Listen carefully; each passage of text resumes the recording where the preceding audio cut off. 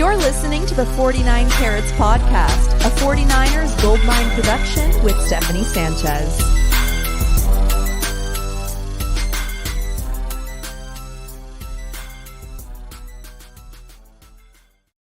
What is going on, everyone? Welcome to another edition of the 49 Carats Podcast. I am your host, Steph. It is Thursday, April 18th, and the news just keeps on coming when it comes to the 49ers. So we'll talk about some of that. Of course, at the center of it all, as always, this offseason has been Brandon Aiyuk.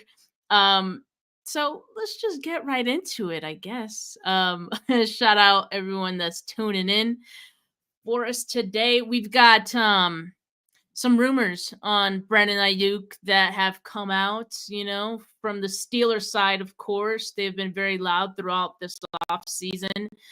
The latest report or rumor has been that the Steelers won't trade much for Brandon Aiyuk, and they would actually be surprised if a trade is not done, which is crazy to me. And this article, which comes from the Sports Illustrated side of Steelers coverage, goes on to say that, they think they can have Brandon Aiyuk for a second round pick, basically, to which, I honestly have to laugh. And I don't believe for one bit. I know there's been a lot of people, very loud talking about all this with Brandon Aiyuk and the Steelers. I think it's going to be proven untrue very soon, in about a week, when the first round and even the second round ends on draft day. And I honestly cannot wait for it. So can't happen soon enough. And someone else who seems to want it to end is Brandon Aiyuk's agent, who has come out and pretty much said that now, two separate occasions, he has, refuted some of these rumors regarding Brandon Aiyuk and Steelers' interest. And so earlier this morning, Thursday, Brian Williams, Brandon Aiyuk's agent, took to Twitter to say another report that couldn't be more incorrect. Fictional journalism should really stop. And so Brandon Aiyuk's agent putting his foot down once again to set the record straight on his client. And I know a lot of people have said that's weird, because I've never seen an agent go out of his way to prove a report like this wrong, which I agree. It's interesting. We always hear about reports with, guys nearing their extension or at this point in negotiations where, we hear about teams interested and, they could be a trade candidate, all these things, right? Never in any of those reports have I seen an agent flat out come out and just refute the report or the rumor or what have you. So it is definitely interesting. I just can't help but go back to the fact that Brandon Aiyuk's agent is very good friends with John Lynch. In fact, John Lynch was at Ryan Williams' wedding. And so I think there's probably some kind of mutual agreement, or maybe just a mutual respect enough to keep the negotiations clean and, I guess away from these ridiculous reports that come out. I mean, I'm not sure how much of a difference it makes, but I think it's good that obviously Brandon Aiyuk's agent, really good friends with John Lynch. There's a certain level of respect between the two. And that's what gives me more hope that it's going to get done, honestly. So, yeah, I also highly doubt that Aiyuk's agent would so strongly refute these reports if in a week's time he knew that Brandon Aiyuk might get traded. So again, I'm feeling even more confident about the 49ers retaining Aiyuk. And again, I give no credence to these reports coming from John Fraschilla, from anyone on the Steelers side who thinks they can get Aiyuk, especially for a day 2 pick or a second round pick. No. Dream bigger, guys. Dream bigger. We're talking about Brandon Aiyuk here. All right. Well, let's get to the next order of business. Earlier this week, not long-time 49er, but former 49er wide receiver Trent Taylor re-signed with the 49ers. It is a 1-year deal. As you guys know, Trent Taylor, punt returner, he has a ton of experience, had it with the 49ers as well. And so it's nice to have him back. BFF to George Kittle, of course.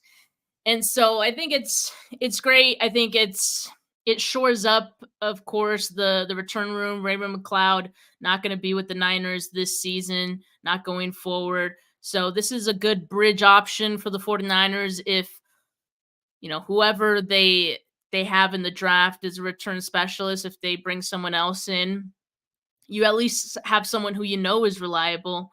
And who knows? I mean, he can be some decent depth as well. He's going to be at least 4th or 5th on the depth chart, I would have to imagine. And as it stands, if you look at the 49ers wide receiver room, I would put Trent Taylor ahead of Danny Gray today. I mean, I don't even think that's crazy to say, but we got Brandon Aiyuk, we got Debo, we've got Juwan Jennings, followed by Ronnie Bell, Chris Conley, Trent Taylor, and then Danny Gray, because we honestly, after all this time, don't even know what Danny Gray is. And, I mean, his days might be numbered with the 49ers. So my assumption is, of course, 49ers bring in a ton of competition at the wide receiver group via the draft. Okay, by ton, I mean probably 1 to 2 guys. And so that'll make things interesting for the bottom of this depth group here. But, going back to Trent Williams, I think it's a good signing. 112 punt returns in his career, so a ton of experience that he got between his time with the 49ers, the Bengals, and the Bears. And also over his career, he has a 9.4 yard average on punt returns, which is, it's respectable. All right. It's solid. So we'll take it. Again, I think the 49ers should still look to ramp up the return man. I think they should aspire to look for someone explosive, especially with the new return rules. That's going to make things really interesting. I think we're going to see some return specialists in this draft get notched up a little bit in the draft as far as where they go, just because I think it heightens their upside. Guys who have this experience, who are really good, who are fast. And so, like I said, we're going to talk about some of those guys here in a bit. Really quickly, can we talk about our quarterback? Brock Purdy is looking absolutely jacked these days. I mean, look, it's not like he was scrawny before, but the dude has been working out, clearly. And he's training out in Florida, so he's back to training for the season. He's had a adventurous off season, you can say, with the marriage, the wedding he had with his now wife. And now he's back to doing what he does, working out. And like I said, he's looking absolutely jacked. Looking forward to this season and what he puts together. But I thought I'd share just a nice little nugget of off-season news, I guess. News, if you want to call it that. But let's look at these, draft options for the 49ers as far as huge scar in his arm. I didn't even see that. Yeah, Carlos pointing out the scar in his arm. True, from his elbow. Is that a scar, or is that his arm just kind of doing some weird twerking looking thing? I don't know. His neck looks weird too. Like there's a lot going on. He's putting a lot into that throw there. Now let's look at some, draft prospects the 49ers can look at in the draft as far as return specialists go. Now, again, these aren't all of the return specialists that are in this year's draft. These are just some guys who I think fit the 49ers and guys who I think will be in the range for the 49ers where I think they would want to target that position. And so these aren't all of them. If you guys want to mention a couple of return specialists in the comments that I don't have, that I won't talk about here, feel free. I do also have some honorable mentions. But these are some guys that I do think could fit the 49ers need, not just as a return specialist, but based on their position as well. So we're going to talk about them right now. And I want to start right off the bat with Xavier Worthy. I mean, I think this one's self-explanatory, right? I mean, he had the fastest 40 time at the combine with the 4.21. In 2023, he averaged 16.9 yards per punt return. He also had a touchdown, a return touchdown this past season. His 14 and a half punt return average for his career at Texas was a record at Texas. And again, like I'm going to continue to say, I think the new rule for the returns is only going to make him more interesting, more intriguing to teams. Like obviously you're very much intrigued by the 40 time and what he's put on tape as a receiver. But I think with the new rules, like he's going to be someone who right away I think is going to be able to contribute on returns just because he's like a Ferrari. I mean, a team is going to want to test drive that right away and see what he can do on these returns with the new rules. So Xavier Worthy definitely is someone I think the 49ers could be interested in at 31. It's an option, right? So just putting it out there. Let's talk about the other Xavier. We've got Xavier Leggett from South Carolina. He's a kickoff returner. Now, Leggett's a lot bigger. He's 6'1", 221 pounds, ran a 4.39 at the combine. So that's pretty impressive for his size. I guess, like, I hate player comps, and I know a lot of people hate them too. Like, and so don't hate me for this. I just feel like the best comp I can think of is DK Metcalf. Smaller than Metcalf as far as like build, but he's a big guy. Like if you see him out there, he looks like a pro already. And I think that's what you want at a receiver. You don't want a guy who needs to get in the gym and work on his conditioning right off the bat. I think Leggett is the kind of guy who is capable of being a starter for a team day one, and you're going to feel great about it. And as far as his return ability, 29.4 kickoff return average in 2022. That is a school record at South Carolina. In fact, the last two South Carolina players to return kickoffs for touchdowns were Deebo Samuel in 2018 and Xavier Leggett. So, I think both of those players get linked to each other quite a bit. Probably the best, receiver prospect that has come out of South Carolina since Deebo Samuel.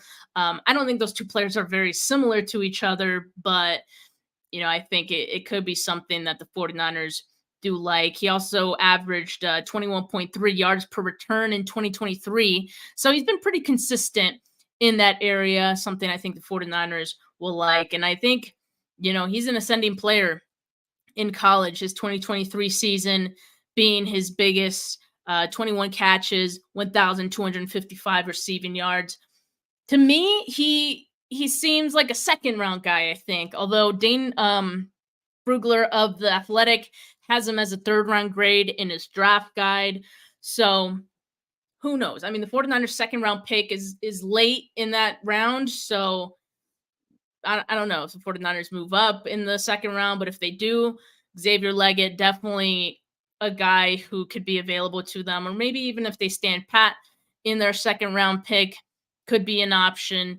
They do need another receiver, so that's a good one that has that return upside for them.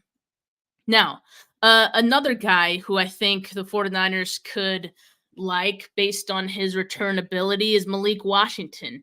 And he currently has a third-round projection, according to Dane Brugler's draft guide. And so if the 49ers want to, address it a little maybe a round later in the third round, that could be an option for them. And Malik Washington, he averaged 19 and a half yards on 14 kickoff returns. In 2023, he finally got the volume that, he didn't really get when he was with Northwestern. He played 4 years at Northwestern, but in his one season with Virginia, he had 110 catches for 1,426 yards, 10 touchdowns in 12 games. In fact, he had 10 100-yard games in 2023.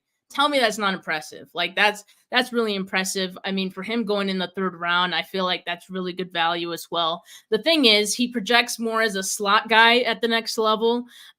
So I think his ceiling is sort of capped by that, right? He's not going to be, an X receiver for a team. But the fact that he has a return ability as well, I think it makes sense for the 49ers. The fact that the 49ers have a need for, I think, their wide receiver 3 of the future. I think Malik Washington would be a high-end wide receiver 3 for this team once Jauan Jennings moves on. And so could be an option for the 49ers in this draft. One I definitely would not be mad at. Now, this is one that I definitely like. Ainias Smith out of Texas A&M.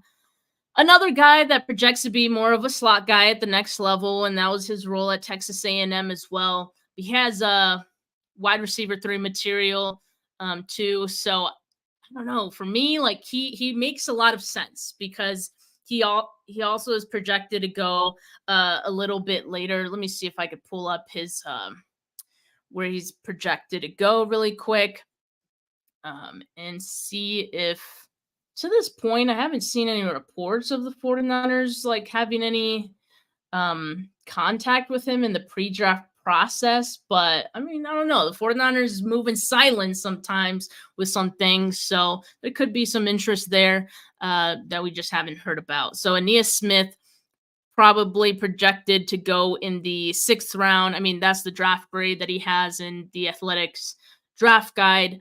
So again, if the 49ers want to address wide receiver later in the draft, or if they end up getting 2 guys and Ainias Smith maybe the second guy, I think this makes a lot of sense for me. He has great vision and resiliency after the catch. Like, anytime he has the ball in his hands, he's looking to score a touchdown. Like, he will not be denied. He's a finisher. He scored 19 receiving touchdowns, 4 rushing, and 2 on punt returns in his career. That's a touchdown for every 13.4 touches. That is pretty impressive. And again, we're talking about a guy who's he's not going to go until day 3. So you're getting great value for that sort of production out of day 3 guy. And let's talk about his skill as a return man. He was first team all SEC punt returner in 2021. At his pro day, he ran a 4.5640. So he's not a huge burner, but again, like his resiliency after the catch really, really stands out. And I think with the rule change, he's going to be someone who really benefits from it.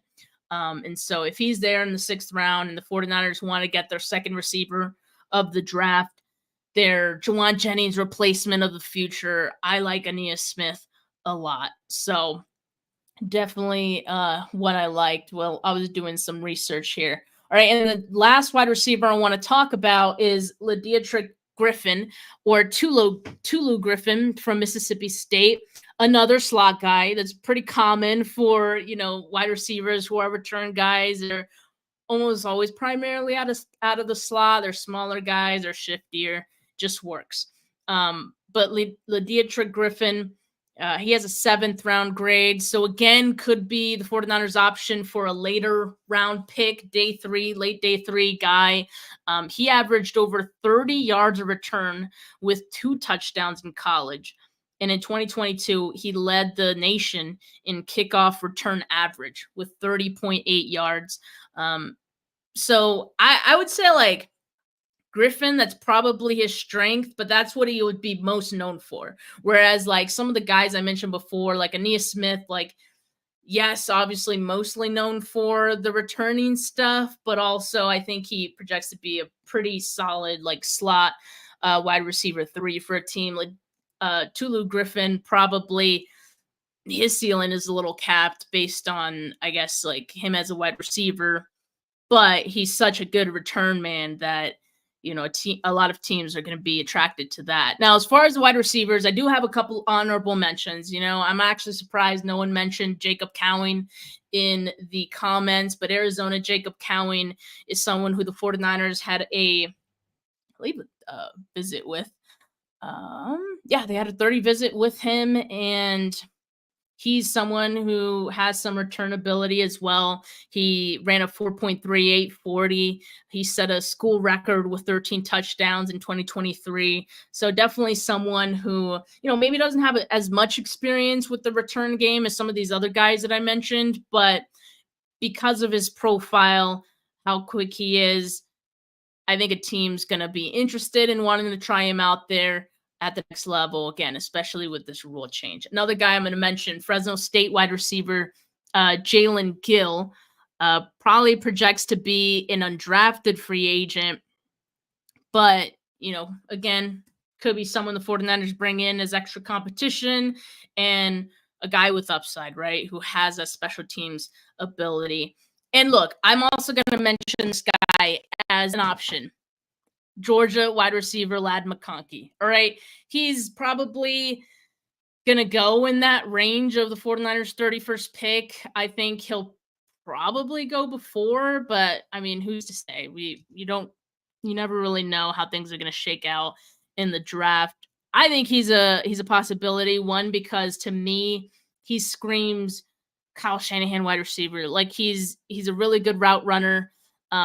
He's not going to wow you with his size, honestly, but he's a really solid wide receiver, and he does have that plus of that upside of having this return ability as well. So honorable mention for McConkey in this discussion. Let's move on to some running backs. Of course, running backs make some great options for return guys as well. I'm going to go with a couple guys who the 49ers can get late in the draft, because based on everything that I've seen, as far as visits, as far as like interest goes, the 49ers are doing a lot of due diligence, a lot of research on these late round guys who could maybe be undrafted free agents, priority free agents.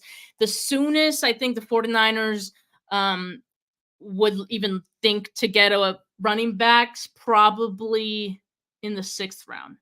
That would be their preference, right? I know there was that report from Tony Pauline, a tweet that was like quickly deleted about Isaac Guerendo, that the 49ers have like a 3rd round grade on him and they'll target him at the end of the 3rd. I do think that's true, by the way. If he is there, I do think that they will try to get him. But if, one of those guys that they don't have super high on their board fall to them, then I think it's more likely they go running back in day 3. And I'm thinking 6th, 7th round, PFA, undrafted free agent, things like that. So the first guy here, KeShawn Robinson from Texas. He has a 24.2 average yards per kickoff return, and he was 9th in school history with 897 kickoff return yards. He projects to be a priority free agent. So again, if the 49ers look to address that late, you can get someone who has this upside of being a return guy. I think that'd be great for the 49ers. Now, this next one really excites me, and I added him late at the 11th hour earlier today. I added him in this slide. Dylan Lobb from New Hampshire.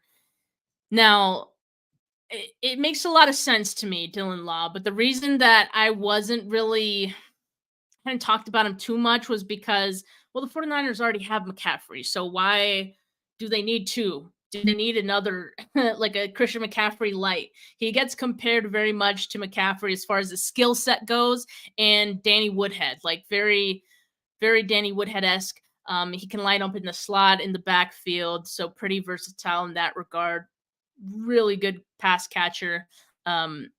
And he's a good return man as well. He's very productive. He has 4 return touchdowns in his career. He averaged 12 and a half yards per punt return and 24 and a half yards per kick return. So he can do both as well. He can do punts and kick returns.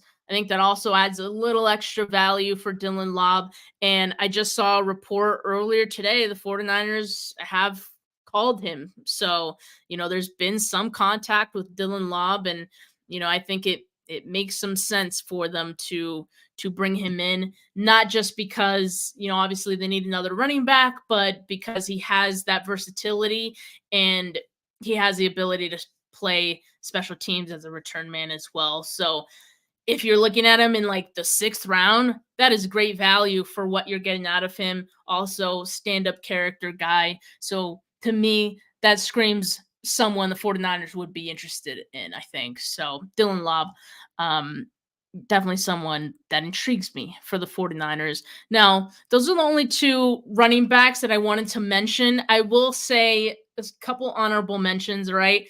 Will Shipley, Tyrone Tracy are kind of like the main running backs that you'll hear in regards to return specialists, but both of those guys are seen as like 4th round dudes. So I don't expect the 49ers to get a running back that early, unless, again, it's Isaac Guerendo, perhaps. But yeah, Shipley and Tracy, I didn't want to like spend too much time on them, just assuming that maybe the 49ers don't go that route, again, the running back that early. But the other honorable mention is Blake Watson.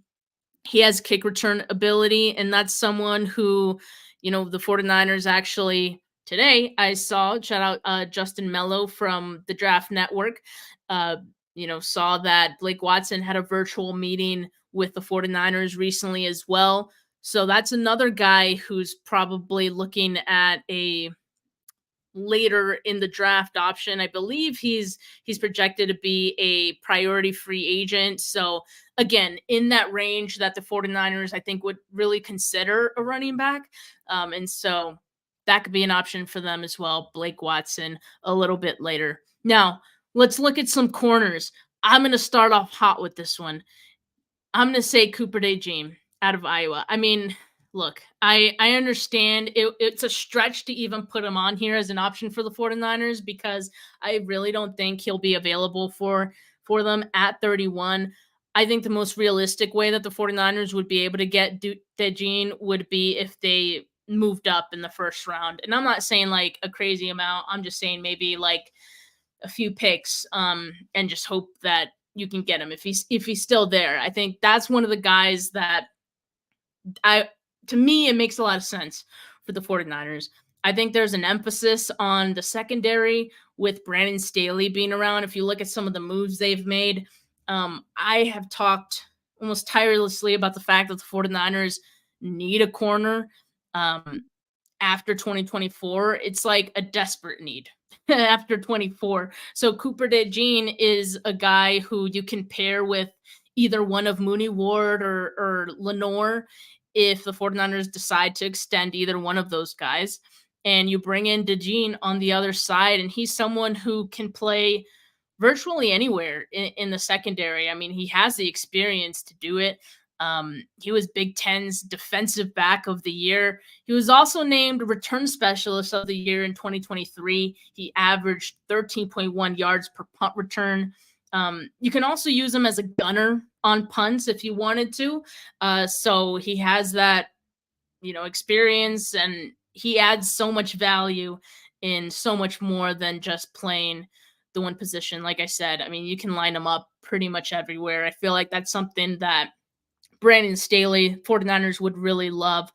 Now, the broken fibula that he suffered late last year did knock his stock a bit at first, but he came back, had an awesome pro day, and I think after that it kind of solidified, okay, like this guy's fine. Like he's going to be good.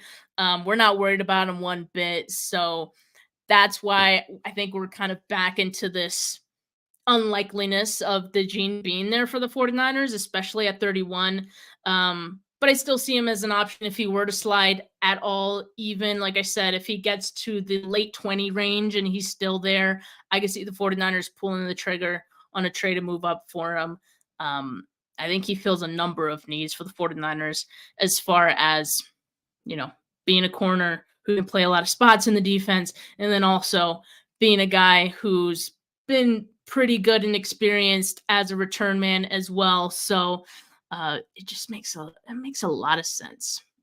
And Carthik, I did mention Anaya Smith from Texas A&M. I actually just went through the wide receivers. Awesome. I love Smith. And I love him as a day 3 option for the 49ers. But now we're on to corners.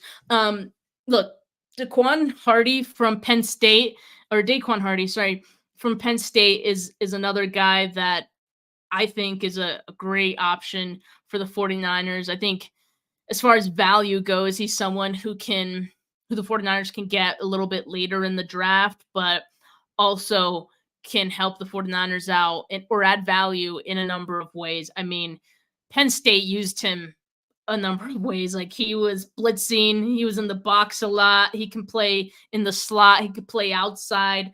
He'll probably end up being a nickel corner in the NFL, like, primarily.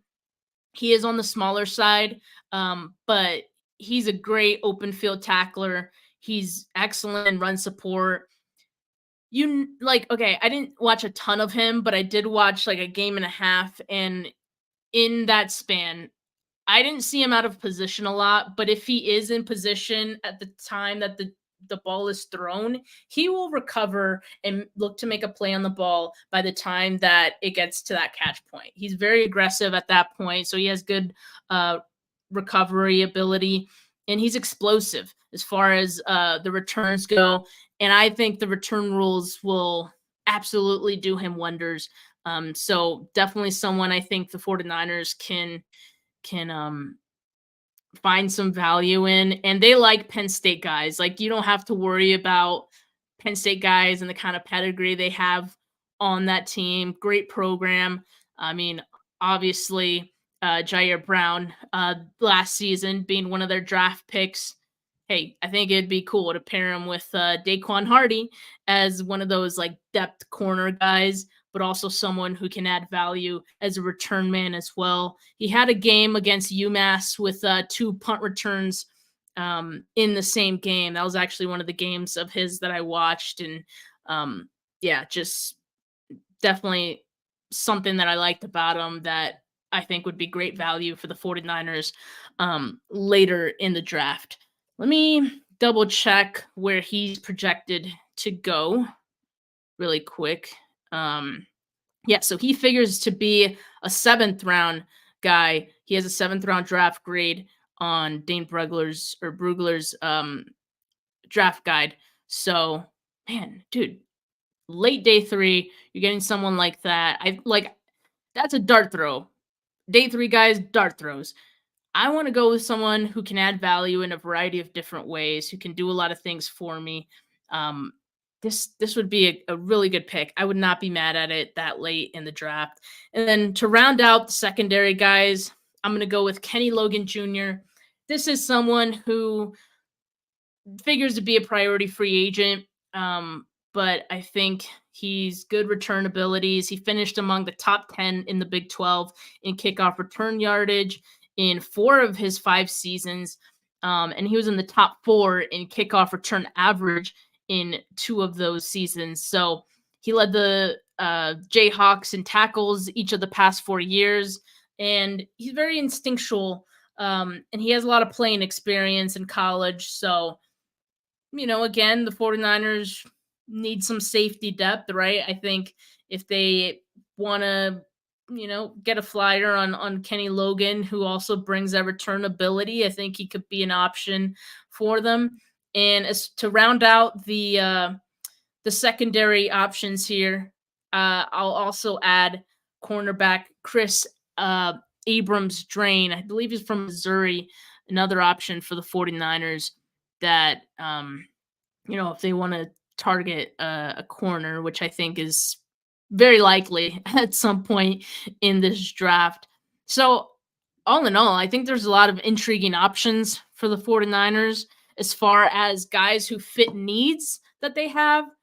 Plus, they have this, return ability. And obviously, Trent Taylor, good option for the 49ers, good fallback. He's solid, he's reliable. But bringing in someone who fits a need, but can also add value, by being a return guy, that's a plus for the 49ers. And these are some guys that I think would be great. So thank you for listening to my spiel on all these guys. Really excited to see who of this list, maybe potentially the 49ers end up with. Now, I did want to end the show by updating you guys on the confirmed 30 visits that the 49ers have had that we know of. I mean, we know of 21 guys that the 49ers hosted for 30 visits. All right. So we got Sione Vaki from Utah. We've got safety Kalen Bullock out of USC. We've got safety Javon Bullard out of Georgia. That's a scoop from me in ML football. All right. And we got cornerback Chow Smith-Wade out of Washington State. Andrew Phillips out of Kentucky. DeCamarion Richardson out of Mississippi State. Now, onto the wide receivers. I do have to update. I did update the draft sheet as well. Brandon Rice ended up not having a 30 with the 49ers. It was reported. I'm sure it was a reputable report, but ended up not happening. So Brandon Rice struck through as a 30 visit for the 49ers. Now, of course, there's been other contact that the 49ers have had with Rice. For one, I mean, come on, he's Jerry Rice's son. I think if there's anything they want to know about Brandon Rice, they can, pretty easily get that information. And also, he had a formal interview with the 49ers at the Combine. So I'm sure they have plenty of information on Rice already. I don't think the fact that he had a 30 visit makes or breaks anything. But if you guys have seen my show, if you guys have seen Bully Ball and my thoughts on Brandon Rice, you probably already know how I feel about that one. Then we have Malachi Corley from Western Kentucky. And he has a 30 as well, dubbed the Debo 2.0. Javon Baker out of UCF. Love Baker. 4th round guy. I mean, I think that'd be great value for him. Jacob Cowing, who we just talked about briefly, out of Arizona. Smaller guy, but, he has some upside and he has some return ability that the 49ers might like. Bub Means out of Pitt. That was one that we learned about this morning from Matt Barrows, had a 30 visit with the 49ers as well. You see how many secondary guys and how many wide receivers the 49ers have met with. Definitely seems to be a point of emphasis. Definitely, obviously the 49ers feel this is a need for them. Did a lot of homework on those guys. I think we can make a bet that the 49ers are going to be drafting at least one wide receiver and at least one secondary guy, maybe even 2 corners in this draft. But as far as tight ends go, not a lot of reported visits. The only one is Eric All out of Iowa. Now, they've had some contact with some other tight ends and, reports of interest and all these things. But as far as 30 visits, the only one we know of is Eric All. And the obvious connection there, Iowa, TEU. I mean, it could be a good option. He's a good blocker. The production doesn't scream at you, but it's very similar to the Kittle thing. I think he's a guy who, with the opportunity in the NFL, could kind of explode as a big pass catching option. The only concern with Eric All is injuries. That's kind of been his the knock on him to this point. But anyway, let me get back on track here. Let's look at some more defense guys. So a couple of linebacker visits, Trevin Wallace out of Kentucky, as well as Tatum Bethune out of FSU. And Jamal Hill out of Oregon was another one that was a reported visit. But Matt Barrows confirmed that visit didn't end up happening. For whatever reason, Jamal Hill did meet with the 49ers at his pro day. So, again, there has been contact with him as well. So, 30 visit, not make or break for Jamal Hill or Brandon Rice. Now, we've got a number of defensive linemen. We know the 49ers love those, and I do think the 49ers going to look to go defensive linemen. Wouldn't even shock me if they went defensive linemen with pick 31. One of their visits was defensive tackle Michael Hall Jr. out of Ohio State. We have defensive tackle Evan Anderson out of FAU. Brandon Dorlus out of Oregon. He could play inside and outside, probably primarily as a defensive tackle, but, he can rush from the outside as well. Then we have edge Chris Braswell out of Alabama, edge Marshawn Nealon out of Western Michigan. Now let's get to the tackles. Look, you might not be thrilled to hear that there aren't as many tackles as maybe you would have liked. There's only 3 confirmed 30 visits in the tackle category. But, I still think obviously the 49ers are going to draft the tackle. Don't worry. And there's some good names here. I mean, Kingsley Suamataia out of BYU is definitely someone who the 49ers can target at pick 31. I don't think he'll be there for their second round pick just because it's a later second round pick. So if they want Kingsley, I think they're going to have to go at 31. If that's who they want, definitely an option. And then Caden Wallace out of Penn State, as well as Blake Fisher out of Notre Dame, are 2 guys who, the 49ers can address in the 3rd or 4th round, likely 4th round for either of those guys. But, I think those are options as well for the 49ers. I get the sense the 49ers don't think tackle is as big a need as everyone else. So while it is a good tackle draft, I don't see them reaching for anybody at pick 31 just to get a tackle. I think they're going to, go with someone maybe a little bit later in the draft. And of course, not listed because he wasn't a 30 visit, Roger Rosengarten from Washington is someone that the 49ers, had that private workout with John Lynch and Chris Forster, 49ers offensive line coach. So that's notable as well, even though not a 30 visit.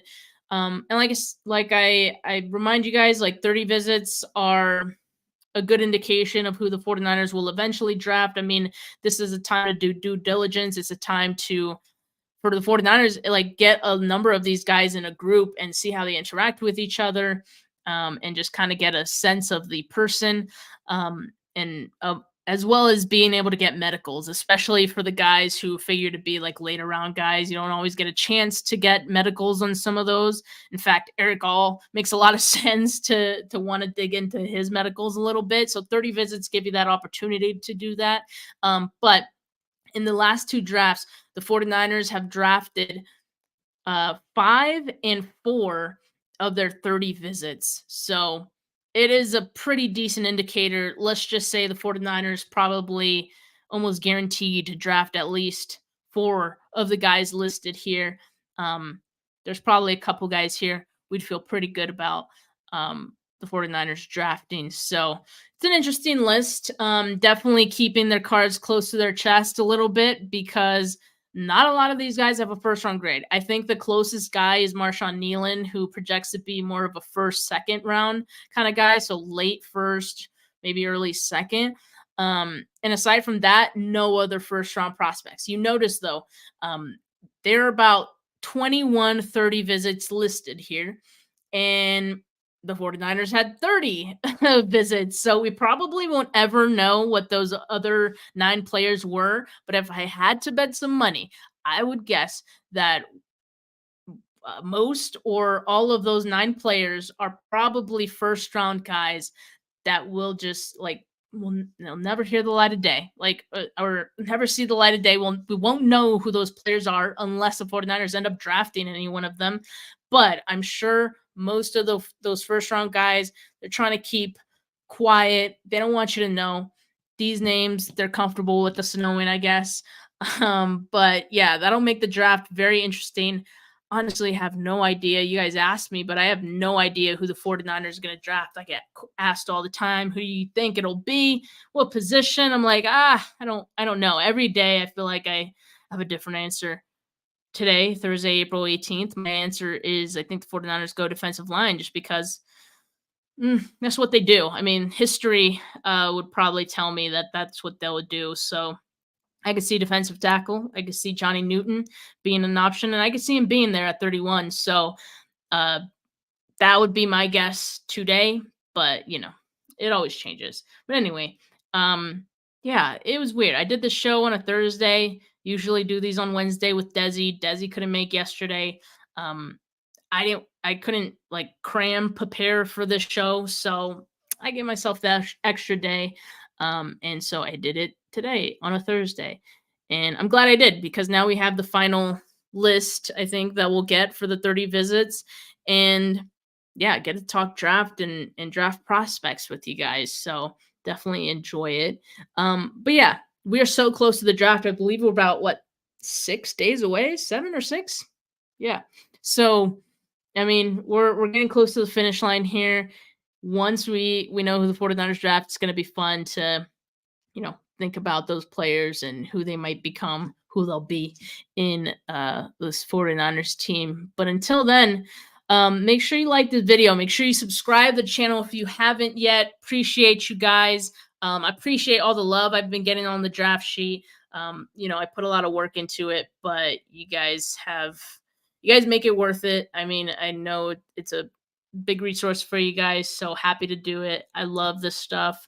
I love to dig into what the 49ers could be thinking, could be doing, so I'll keep doing it. But for now, have a good rest of your Thursday night, folks. Peace.